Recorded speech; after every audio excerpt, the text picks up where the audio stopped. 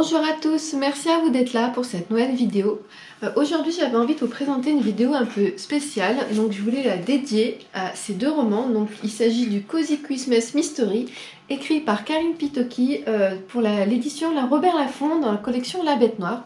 Donc comme le titre l'indique, il s'agit d'un Cozy Mystery spécial Noël. L'année dernière le tome 1 est sorti en octobre. En 7 octobre cette année, le tome 2 est paru. Donc je vais vous faire un petit récap du premier. Donc lui, je l'ai lu à sa sortie assez rapidement. On va découvrir Joanne, donc qui est cette jeune femme, qui est une scénariste londonienne très connue. Elle a écrit le scénario d'une série qui a fait un carton. Et en fait, elle va quitter Londres suite à la rupture qu'elle a eue avec son petit copain qui est aussi appelé pour les intimes super connard. En fait il l'a trompé et elle l'a dégagé tout simplement.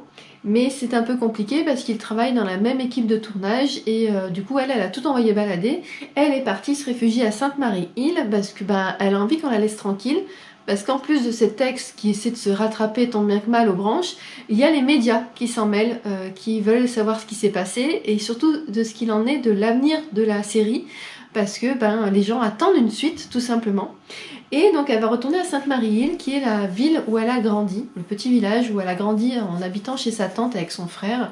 Et elle connaît tout le monde là-bas et tout le monde la connaît surtout. Et l'arrivée de Joanne dans le village ne va pas rester secrète très longtemps. Rapidement, tout le monde va savoir qu'elle est arrivée. Surtout les sœurs Macpherson qui sont ses voisines et qui sont les deux petites commères du village. Nous disons même dans le sud des filles canasses, voilà, mais voilà, elles sont... Oh, je suis désolée, le chat adore vous secouer. Et donc elles vont...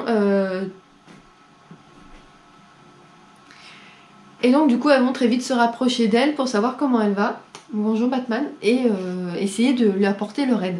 Elle va aussi retrouver sur place Laurence, alias Laurie, qui est son amie d'enfance. Ils ont toujours été très proches depuis qu'ils sont très jeunes. Et avec la vie, ils se sont un peu éloignés. Laurie est devenu entre-temps pasteur anglican, parce qu'en fait avant il était avocat, il était marié, mais il a perdu sa femme. Et il a trouvé la sérénité dont il avait besoin après ce deuil dans la foi et la religion. Et c'est d'ailleurs quelque chose qui va beaucoup déstabiliser Joanne, parce que ça reste l'homme qu'elle a connu, mais c'est... Oui, bonjour Batman. Mais c'est devenu un homme d'église. Et en fait, tous les deux, donc c'est l'histoire de leur amitié qui tend à un peu être une amitié amoureuse.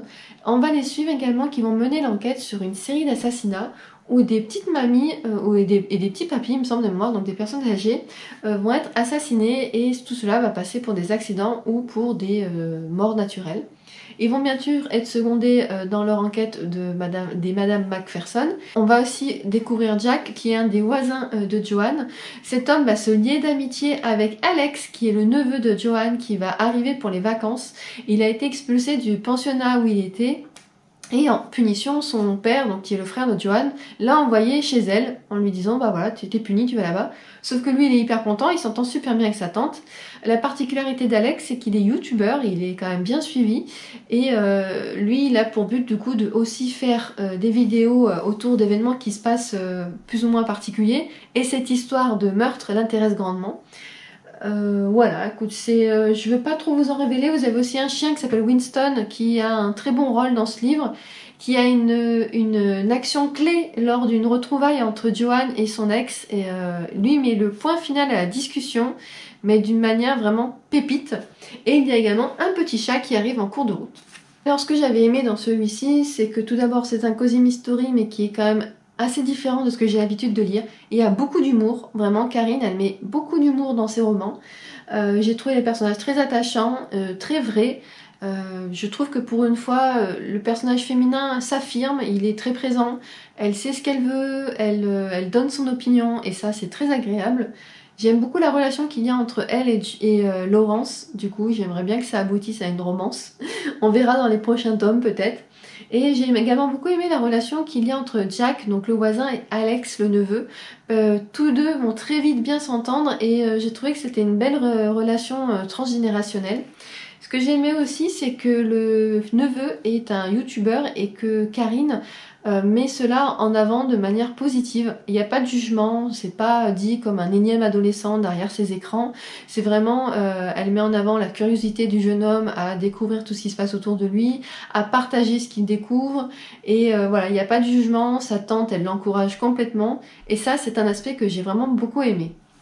Et ensuite, donc dans le deuxième tome, qui est sorti cette année, on les retrouve donc un peu avant Noël, où ils vont dans un manoir pour participer à une murder party. Particularité, déjà, ça va être très compliqué d'accéder au lieu parce qu'il y a une grosse tempête de neige, et une fois sur place, ils ne pourront plus sortir. Donc c'est un huis clos. Donc cette murder party dégénère un peu, dans le sens où il y a un premier cadavre, et le meurtrier ne peut faire que partie de ce groupe. Donc Joanne et Laurie et leurs amis vont mener l'enquête.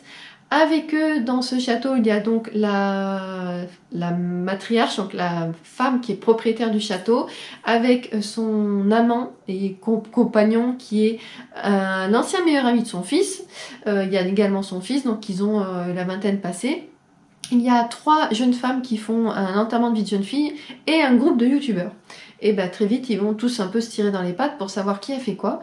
À côté de ça, la relation entre Joanne et Laurie est assez tendue parce qu'il y a des pics, il y a des remarques, il y a des réflexions, mais on sent que c'est plutôt des sentiments qui sont refoulés et qui n'arrivent pas à être gérés parce qu'ils ont une attirance tous les deux entre eux.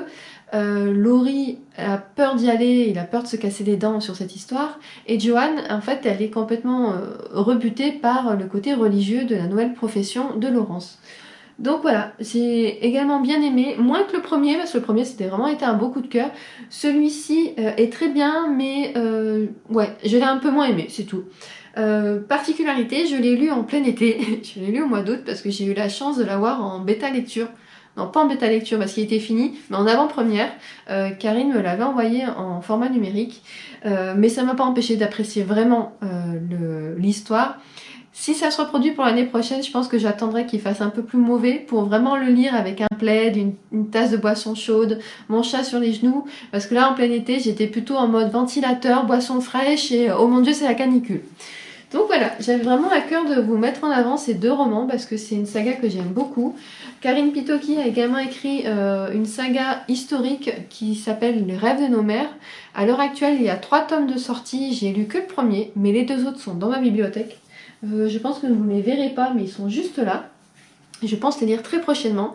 Ce sont des petits pavés, ils sont quand même assez épais, donc c'est pour ça que je retarde un peu leur lecture, mais je pense y aller prochainement.